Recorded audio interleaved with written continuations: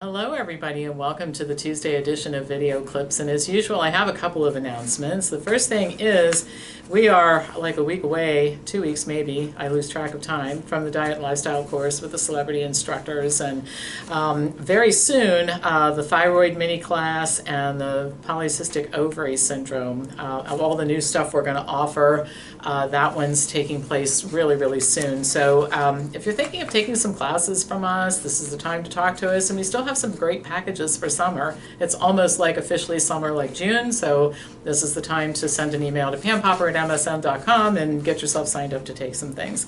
And of course lots of career training that we do here that might interest you. I mean, whatever you're interested in, send me an email, give us a call, let's chat about it.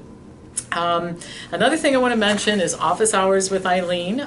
This is our physical therapist who is just the best in the country. She's helped so many people. She's developed this great online platform where you can fix yourself at home, whatever's wrong with your shoulder, your elbow, your wrist, your hip, your knee, whatever. But she's also going to do once a month a conference call called Office Hours with Eileen. She'll have a topic, and the first one, by the way, is on May 29th at 7 p.m. Eastern. And the topic is tendinitis, diagnosis or symptom. So she'll talk about that for a few minutes, then she'll take your questions, and if you want to get signed up for that session, just send me an email at pampopper@msn.com. It gives you a chance to get to know her better, learn more about her approach to dealing with pain, ask some questions, that sort of thing. All right, so I think we already have like 25 or 30 people registered for that session, so we know a lot of people have pain and are interested in solving it. So if you're one of those people, let's get registered for that class. All right, another thing, I wanted to, you guys are sending such good comments on the YouTube channel, and I believe it or not, I really do approve everything I can. So once again, if your comment isn't approved, it's either because you have links I don't have time to check out, or you're screaming at me, or you use bad language, or you're going after my appearance or whatever. I just don't want to get into all that. But the stuff that I can use, I do. And this is a great comment that I wanted to respond to. A person wrote back, and we were talking about misunderstandings about health, and people making better decisions and all that. And the person who wrote back says, the problem is the patients who are irresponsible, and that is part of it. And I think there's enough blame to go around. In other words, the medical profession does a lot of things that are not evidence-based. And the FDA and government agencies are in partnership with drug companies. I mean, there's no end to that. But we can honestly say also that people need to take more responsibility. We need to check things out, just like we do with all the other major purchases we make. You guys have heard me talking about that before. But the other side of it, and I saw a commercial right after I approved this comment, believe it or not, that just inspired me to say something. People have been taught to respect doctors, and that doctors know best, and that it's best if you follow your doctor's advice. And at one point in time, perhaps that was true. I think we could make a good argument that that might not be safe in many instances now. But it's being reinforced right now and constantly, and in very subtle ways that you might not even be paying attention to. I do, because I'm in this business. So I'll give you a great example. There's a commercial that's running frequently on television right now, and it's about aspirin. And it features an African-American couple, about probably middle-aged, 40s, 50s, something like that. And the guy says, my doctor told me to take an aspirin every day. I didn't listen to him, and then I had a heart attack. And then he ordered me to take the aspirin, and now I'm taking it. And of course the message that you're getting is it's bad. Bad things are going to happen to you if you don't follow your doctor's advice. That's the first thing. The second thing is that when your doctor orders you to do something, you by gosh better do it because he's in charge or she's in charge. And I really disagree with that. And then of course the couple sitting there looking as if they feel very reassured now. Things are under control. Well, if you look at the data on aspirin, you might not feel as complacent about all of this as this couple is feeling in terms of reassurance that everything's going to be okay, and of course he's not going to have another event, and et cetera, et cetera. But that kind of messaging goes on all the time, and I think we have to recognize that it makes people really have to think outside the box to get to the place where they say, you know what? My doctor doesn't know best. I don't have to listen to him all the time. I have to check things out. That's diametrically opposed to what I just shared with you, and that's just one commercial. This is very pervasive in all kinds of advertisements and articles and just the way the whole system is set up. So I think we have to keep that in mind. And I've stated publicly my goals these days. I think that the only way that this is ever going to get solved is if we make it so that people who are in the healthcare profession are obligated to tell the truth about things. There are criminal penalties if they don't, just like the mortgage business and the car business and everything else. So we'll keep working toward that goal. All right, now I'm going to give you two pieces of good news. I'm the good news girl today, all right? And it starts with some bad news, but ends with some good news. So here's the deal. The U.S. Special Supplemental Nutrition Program for Women, Infants, and Children, we'll call it WIC, provides vouchers for foods and beverages for almost 50% of American infants and 25% of low-income pregnant and postpartum women and their children under the age of 5.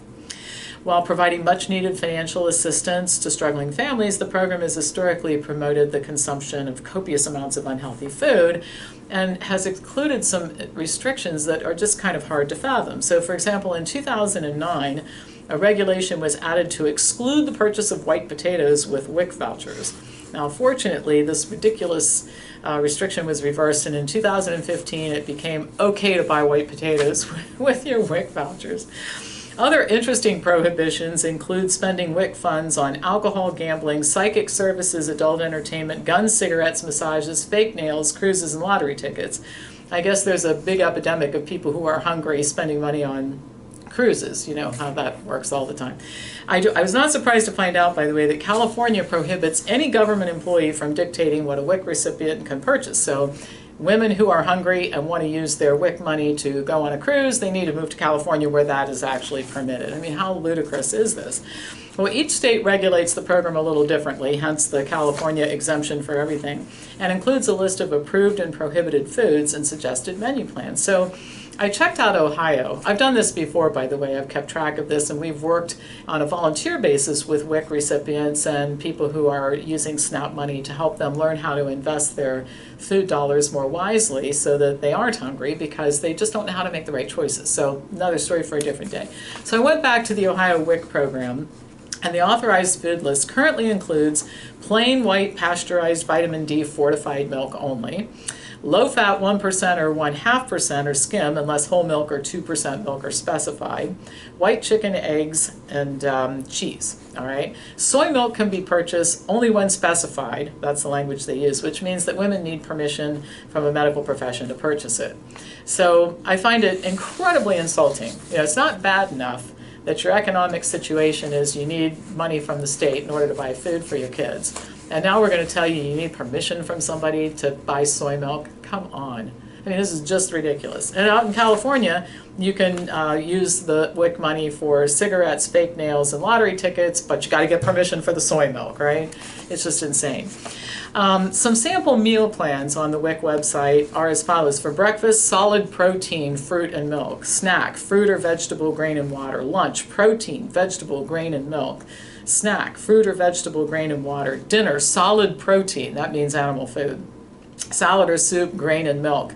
Maybe snack, grain, choice of water or milk. Notice how much milk is inserted into the meal plans. And this sends a very subtle message or clear message to people. You should be giving your kids milk, right? Look how prevalent it is in the meal plan. And I've got another meal plan here. I'm not going to read it to you, but it's basically the same thing, focusing on animal foods and protein and milk and more milk and milk and more milk and more milk and more cheese. And if you don't want to do that and you want to use soy milk instead, you got to get permission.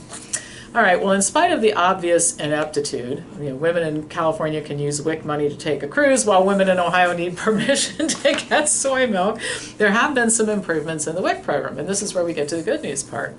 And so the improvements are over 30% increase in the dollar amount allowed for fruits and vegetables, expanded whole grain options for participants and a requirement that kids eat whole grain rather than refined grain products, ability of parents of older infants to purchase fresh fruits and vegetables instead of jarred infant food, The juice allowance was reduced by half, and more flexibility given to the states in order to determine the nutritional needs of their constituents. And so I think that's all good, and the improvements are starting to make a difference. A recent study showed that in spite of some of the unhealthy foods that are promoted by the program, the obesity rate is going down in children aged 2 to 4 due to the increases in expenditures allowed for plant foods. The study showed that after the changes were made, children overall were consuming 11% fewer calories. This is really good news. The data included information from 49 states and several million children, and according to the study, the prevalence of obesity for children aged 2 to 4 participating in WIC before the changes was increasing by 0.23% per year. After the program changes were instituted, the prevalence of obesity in the same age group declined by 0.34% per year. So we went from every year it's getting worse to every year now it's getting better. The prevalence is going down. Had the previous trend continued, the incidence of obesity in this age group would have been 16.5%, but is now at 14%. So, first of all, again, I'm the person who complains about everything, right? That's what I do on this channel every week, so I always want to talk about good things when they're happening. It's really not surprising that eating more plant foods is resulting in less obesity in children. This is a message we should be telling everybody about, right? But I also want to note that the WIC program is still highly flawed, and that in spite of that, these changes that I mentioned, have made serious improvements in children's health. And so once in a while, I hear people talking about how a particular change, it just isn't enough. I remember reading an article, somebody was saying, oh, this Meatless Monday thing, it's just ridiculous, this doesn't go far enough. And then I heard somebody griping on an internet site or a video of some sort that was circulating that the Impossible Burger at a fast food restaurant, oh, it's high in fat, that's just ridiculous, and people blah, blah, blah, blah, blah. Listen, people, little steps in the right direction. If you can get somebody heading a different direction and keep them moving in that direction, things just keep getting better and better. And this is just an example. As I mentioned, WIC program, full of problems, but things are getting better with minor changes. So let's celebrate every change that gets made. It's all good, right? All right, last thing I want to talk about. So you guys have been watching for a while know that the Columbus Dispatch has this health section called Healthy Living once a month. And usually, if I have anything to say about it, it's, OMG, look how ridiculous this is, right? Well, this time, it's actually pretty good. The focus, there are several articles in here, but the focus of a lot of it is that people who suffer from depression and anxiety and other psychological issues get better if they eat more of a plant-based diet. Go figure. I mean, we actually offer a course in that called Food, Diet, Exercise, and Mental Health. You might want to consider taking that one too. But here's just an excerpt from it. Joni Delph used to eat donuts and pie and potato chips and store-bought cookies, and then she felt horrible, not just her body, but her mind. So after finding herself sick more than a decade ago, her problems ranged from liver damage and gallstones to numbness in her hands and feet, poor hearing and vision and depression. She upended her life. And it goes on to talk about how she started eating a new diet and practicing new lifestyle habits. She lives a strict lifestyle of buying organic and local, eating homegrown and plant-based foods. A healthy gut equals a healthy mind, she believes. The evidence is good that diet and mood are very much interactive, says Janice Kiecolt-Glaser, a distinguished professor and director of the Institute for Behavioral Medicine Research at Ohio State University.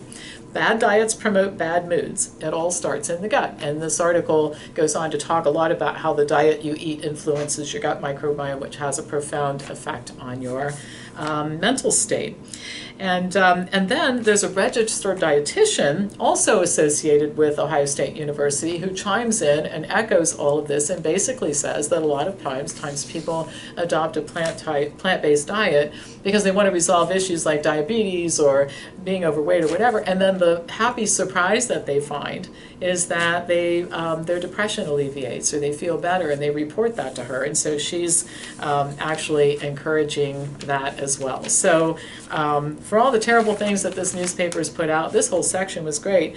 And then another thing, I'm just going to finish with this, and I love this, and I know you guys are animal lovers too, so you're going to love it. Eric O'Gray was once an unhealthy, depressed, and lonely person. When he was 50, his doctor told him to buy a funeral plot because he'd soon need one. He weighed 350 pounds with cholesterol at a walking dead level.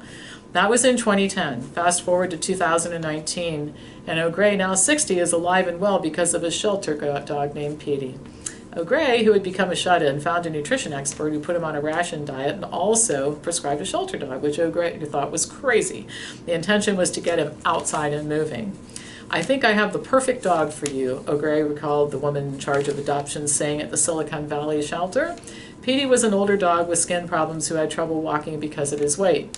The shelter worker told O'Gray that he and the dog were in the same physical shape and that O'Gray needed to partner with the dog to make both of their lives healthier and happier. He took Petey home, and for 3 days they avoided each other. On the third night, Petey left his dog bed down the hall and leaped into bed with O'Gray. That was the turning point, he said. "There was this deep, unconditional love that was more powerful than anything I'd ever felt before," he said. Petey and O'Gray became accountability partners. O'Gray stuck to his new diet and walked Petey every day. In 10 months, O'Gray had lost 150 pounds and was able to stop taking his medication. Petey lost 25 pounds and became a spry dog. O'Gray eventually took up running and qualified for the 2013 Boston Marathon. After Petey died in 2015, O'Gray visited the Seattle Humane Society where he found Jake and instantly bonded, he said. Jake would become his new partner in health. Then they go on and tell another story of a woman who suffered from depression and adopted a dog. And they have a picture, you probably can't see this from here, but this is Jake, looking all lean and square-jawed, by the way, with his dog. This is O'Gray, by the way, who looks all lean and square-jawed with his dog Jake. And the two of them are running, and he's still doing marathons. So I'll just tell you a little bit about him. Samantha Albert suffered from depression, was prone to sitting on the couch and eating comfort food. The doctor prescribed antidepressants, but also asked whether she was interested in getting a dog. Around the same time, a college friend had reached out to Albert. She had rescued this skin and bones dog off the street and nursed him back to health. So this woman adopted Ghost, 50 pounds of bouncy lab husky whatever mutt, that decided he was mine the second I arrived at my friend's house. Albert began eating healthier and taking Ghost to the park. She also took up jiu-jitsu and has lost 30 pounds. On days when the Prozac isn't quite strong enough, the dog is there to cuddle. He gets me out of the house every day, and so on. So with that, great story. Animals who need rescuing, people who need rescuing. Sometimes the animals and the humans rescue each other. All right, as usual, hit the subscribe button, pass this on to anybody who you think would enjoy watching it, and I will be back to you on Thursday with more news.